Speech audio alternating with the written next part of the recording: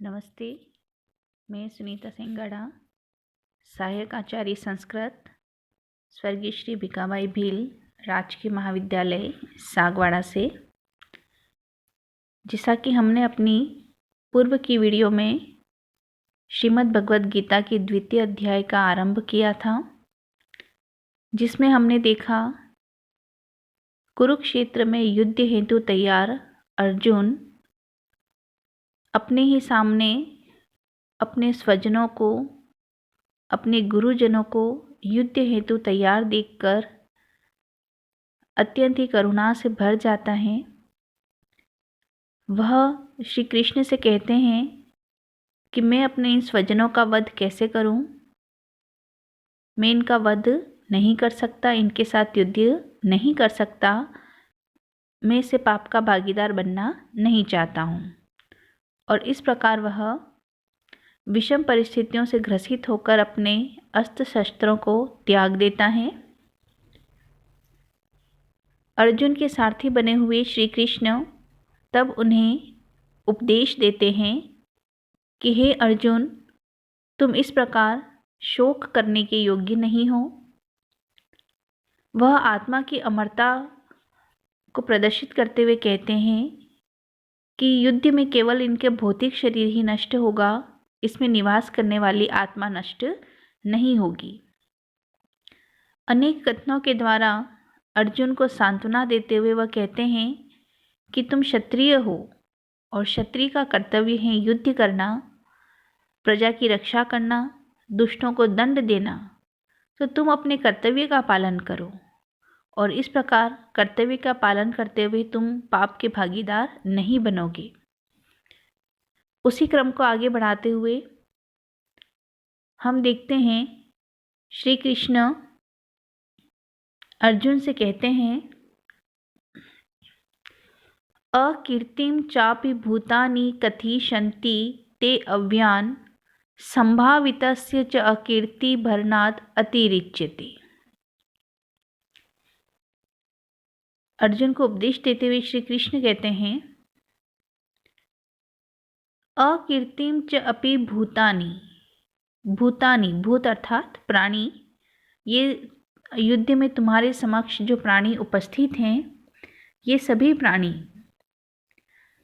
ते अव्यान, ते अर्थात तुम्हारी, तुम अर्जुन की, अव्यान जो कभी समाप्त नहीं होगी ऐसी अकीर्ति, असम्मान से युक्त, अपमान से युक्त वचनों को कथयिष्यन्ति, कहते रहेंगे।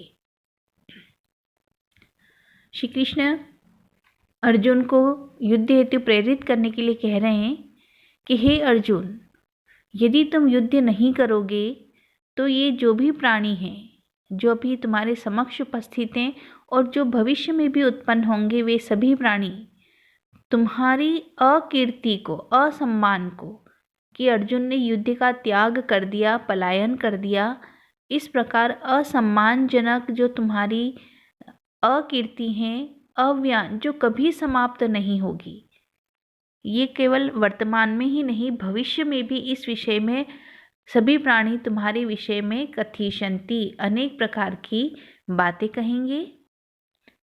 संभावितस्य च अकीर्ति, और भविष्य में होने वाला तुम्हारा जो अपयश है, मरणात् अतिरिच्यते, वह तुम्हारी मृत्यु से भी बढ़कर दुखदायी होगा। कि अगर युद्ध में तुम्हारी मृत्यु हो जाती है युद्ध करते हुए, तो तुम एक योद्धा के रूप में पहचाने जाओगे, किंतु यदि तुमने युद्ध त्याग दिया तो सभी प्राणी भविष्य में भी तुम्हारी अपमानजनक जो कार्य हैं उसका वर्णन करेंगे, और ये जो अकीर्ति हैं, अपयश हैं, वह कभी भी समाप्त नहीं होगी। तो ऐसी अपकीर्ति से बढ़ के तो मरणात्, तुम्हारी युद्ध में मृत्यु हो जाना ही श्रेष्ठ है।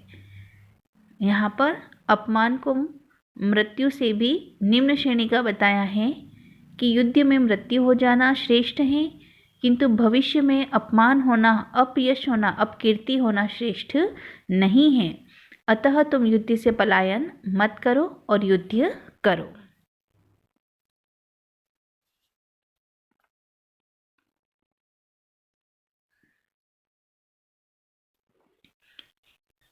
फिर आगे श्री कृष्ण कहते हैं, भयात रणाद उपरतं मन्यन्ते त्वां महारथाः येषां च त्वं बहुमतो भूत्वा यास्यसि लाघवम्। चूंकि अर्जुन एक वीर योद्धा है, संपूर्ण संसार में एक वीर योद्धा के रूप में उसकी प्रसिद्धि है, तो उसी बात को इंगित करते हुए श्री कृष्ण कहते हैं, भयाद रणात उपरतं मन्यन्ते त्वां महारथाः, कि ये जो महारथी हैं तुम्हारे समक्ष, जो दुर्योधन, द्रोणाचार्य, भीष्म पितामह इत्यादि, ये सभी जो युद्ध के लिए तत्पर हैं, ये सभी महारथी त्वाम तुम्हें भयात रणात उपरतं मन्यन्ते, भय के कारण युद्ध से उपरतम भागा हुआ मानेंगे। यदि तुम युद्ध नहीं करोगे, तुम्हारे मन में करुणा है, दया है, और तुम उस करुणा के फलस्वरूप युद्ध नहीं करना चाहते हो, किंतु ये जो समक्ष, जो तुम्हारे शत्रु पक्ष के जो महारथी हैं अथवा अन्य जो भी महारथी हैं, वह यह मानेंगे कि भयात रणात उपरतम, कि अर्जुन युद्ध में भय के मारे भाग गया। वो यही कहेंगे कि हम सभी वीरों को देख करके अर्जुन युद्ध में भयभीत हो गया और युद्ध त्याग करके चला गया, भाग गया। वह तुम्हारे मन में उत्पन्न जो करुणा भाव है उसको वह नहीं देखेंगे। येषां च त्वं बहुमतो भूत्वा यास्यसि लाघवम्, और येषां, जिन महारथियों के लिए, त्वं बहुमतो, तुम बहुत ही सम्माननीय हो, जो भी महारथी तुम्हें वीर योद्धा के रूप में जानते हैं, यास्यसि लाघवम्, तुम उनके सामने लघुता को प्राप्त हो जाओगे। कि सभी योद्धा तुम्हें एक वीर, श्रेष्ठ योद्धा के रूप में जानते हैं, तुम्हारा सम्मान करते हैं, सर्वत्र तुम्हारी प्रशंसा होती है, किंतु इस युद्ध को त्यागने पर जो महारथी हैं वह कहेंगे कि भयात रणात उपरतम, कि अर्जुन तो युद्ध में भय के मारे पलायन कर गया, उसने हमसे युद्ध नहीं किया, हमारी वीरता से वह भयभीत हो गया। और जो भी अन्य क्षत्रिय हैं जिनके लिए तुम बहुमतो बहुत ही सम्माननीय हो, जो तुम्हें वीर योद्धा, श्रेष्ठ योद्धा कहते हैं, तो उनके सामने लाघवम यास्यसि, तुम लघुता को प्राप्त हो जाओगे, तुम्हारी अपकीर्ति होगी, लोग तुम्हारी निंदा करेंगे। तो हे अर्जुन, तुम युद्ध पलायन का कार्य मत करो।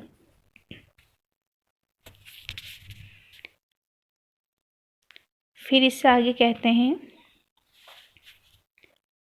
अवाच्यवादांश्च बहून् वदिष्यन्ति तवाहिता निंदस्तव सामर्थ्यम ततो दुखतरम नो किम। अब अर्जुन को यहाँ पे अपमानजनक जो परिस्थितियाँ होंगी भविष्य में, उनके तरफ इंगित करते हुए कहते हैं, अवाच्यान वादांश्च बहून् वदिष्यन्ति तव अहिताः। तव अहिताः, तव यानी तुम्हारे, अहिता जो तुम्हारा हित नहीं चाहते हैं, जो तुम्हारे शत्रु पक्ष हैं, जो तुम्हें राज्य देना नहीं चाहते हैं, ये सभी अवाच्यान वादाम, वाच्य, वाच्य अर्थात कहने योग्य, अवाच्यम जो नहीं कहने योग्य हैं, ऐसी बहून वादान, बहुत सी बातों को, बहुत सी कथनों को, वदिष्यन्ति भविष्य में भी कहते रहेंगे, कि जो कथन तुम्हारे योग्य नहीं है, तुम्हारी वीरता के योग्य नहीं है, तुम्हारे सम्मान के योग्य नहीं है, ऐसे अनेक प्रकार के व्यर्थ वचनों को बहुत समय तक ये सभी कहते रहेंगे। अब तक तुम सम्मानीय योद्धा हो, सर्वत्र तुम्हारा सम्मान है, किंतु तुम युद्ध में अगर पलायन कर जाते हो, युद्ध त्याग देते हो, तो ये सभी तुम्हारे लिए अपकीर्तिकारक होगा।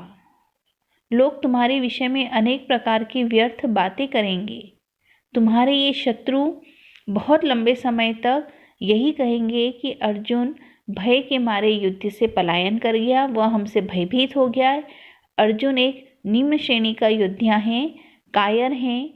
इस प्रकार अनेक प्रकार के अवाच्य न कहने योग्य वचनों को कहते रहेंगे।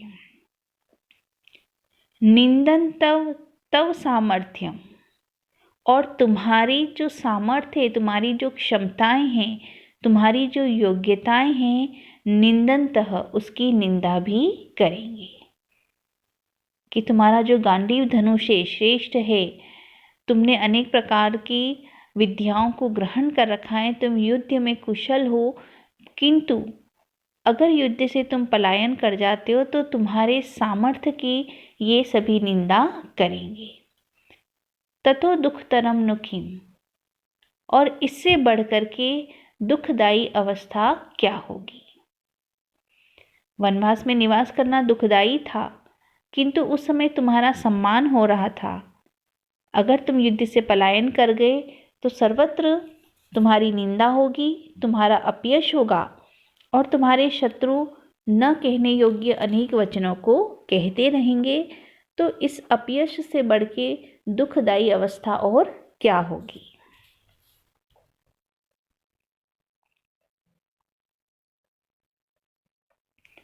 फिर इससे आगे कहते हैं, हतो वा प्राप्स्यसि स्वर्गम जित्वा वा भोक्ष्यसे महीम तस्माद् उत्तिष्ठ कौन्तेय युद्धाय कृत निश्चयः। श्री कृष्ण अर्जुन को युद्ध के लिए फिर प्रेरित कर रहे हैं, कह रहे हैं, हतो वा प्राप्स्यसि स्वर्गम, कि यदि इस युद्ध में हतः तुम्हारी मृत्यु हो जाती है, स्वर्गम प्राप्स्यसि, तो तुम्हें स्वर्ग की प्राप्ति होगी। युद्ध क्षेत्र में युद्ध करते हुए जब क्षत्रिय की मृत्यु होती है तो उसे स्वर्ग लोक की प्राप्ति होती है, उसे सम्मान प्राप्त होता है। जितवा वा, और यदि तुम जीत लोगे, अगर तुम युद्ध में विजयी हो जाओगे तो महीम भोक्ष से, स्वर्गम महीम भोक्ष से, तो तुम स्वर्गीय सुखों से युक्त इस महीम, इस राज्य का उपभोग करोगे, तुम्हें यह राज्य प्राप्त हो जाएगा। तो दोनों ही जो परिस्थितियां हैं वह तुम्हारे लिए कल्याणकारी है। अगर युद्ध में मृत्यु होती है तो स्वर्ग की प्राप्ति होगी, जो प्रत्येक प्राणी की इच्छा होती है कि उसे स्वर्ग प्राप्त हो। तो क्षत्रिय युद्ध में वीर गति को प्राप्त करके स्वर्ग प्राप्त कर लेता है, और यदि तुम युद्ध में विजयी होते हो तो हस्तिनापुर का ये जो स्वर्गीय ऐश्वर्य से संपन्न जो राज्य है, तुम उसका उपभोग करोगे। तो मृत्यु अथवा राज्य का उपभोग दोनों ही तुम्हारे लिए कल्याणकारी हैं, किंतु युद्ध से पलायन करना कल्याणकारी नहीं है। तस्माद् उत्तिष्ठ कौन्तेय युद्धाय कृत निश्चयः। तो हे कौन्तेय, हे कुंती पुत्र अर्जुन, युद्धाय कृत निश्चयः, युद्ध के लिए दृढ़ निश्चय करके उत्तिष्ठ, तुम खड़े हो जाओ।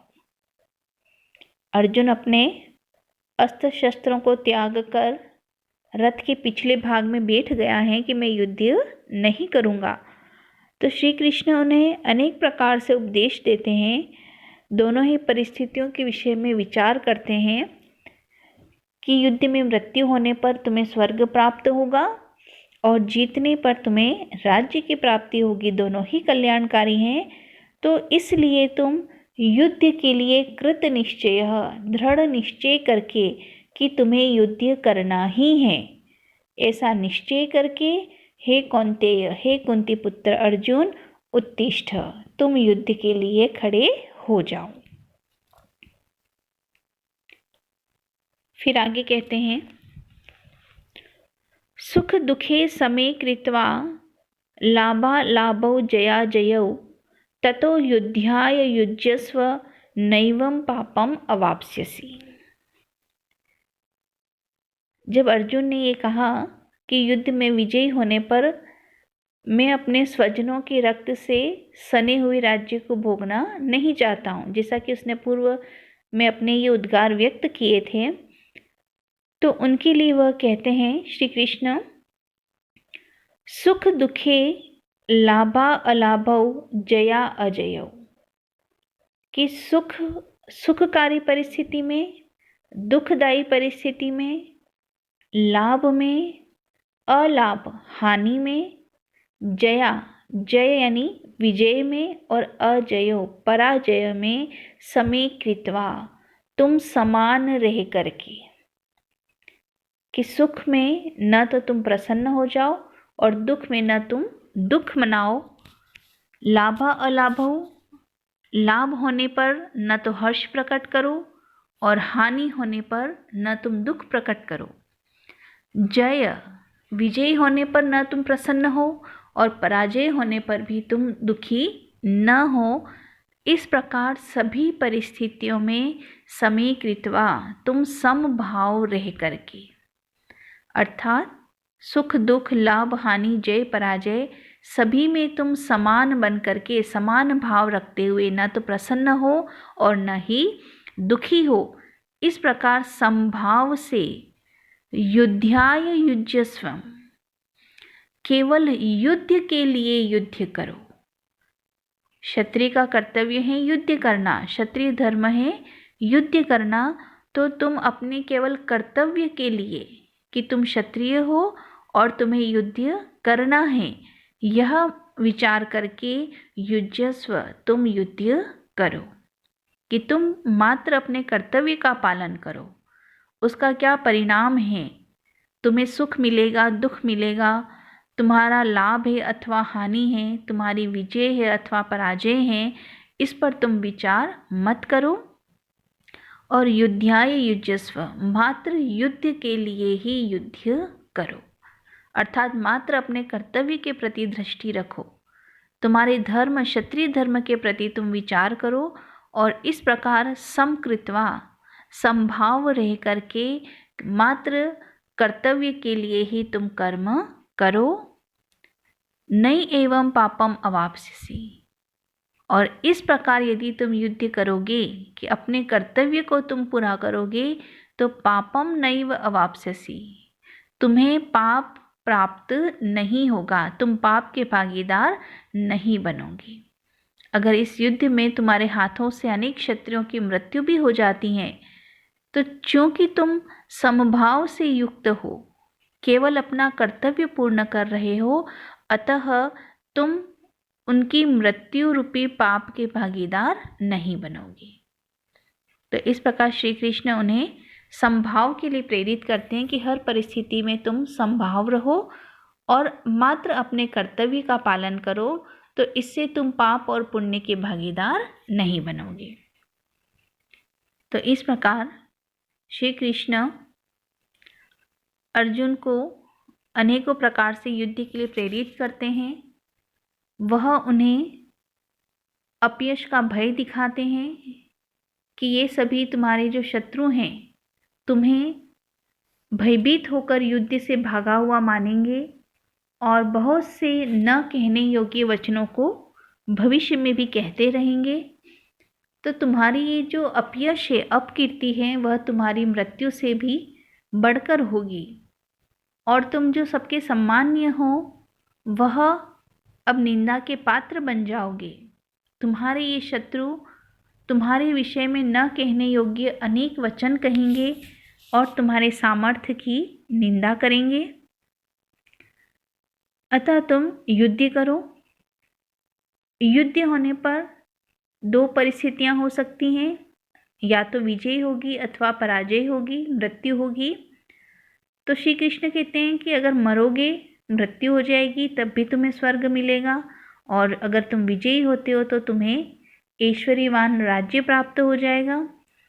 तो इस प्रकार से तुम युद्ध के लिए निश्चय करके खड़े हो जाओ। साथ ही अपने हृदय में समभाव धारण करो। सुख दुख लाभ हानि जय पराजय सब में समान रहते हुए मात्र कर्तव्य के लिए ही तुम युद्ध करो, और इस प्रकार समभाव होने से तुम पाप के भागीदार नहीं बनोगे। तो श्री कृष्ण इस प्रकार अर्जुन को युद्ध के लिए प्रेरित करते हैं, कर्तव्य के लिए प्रेरित करते हैं। आज की इस वीडियो में यहीं तक। धन्यवाद।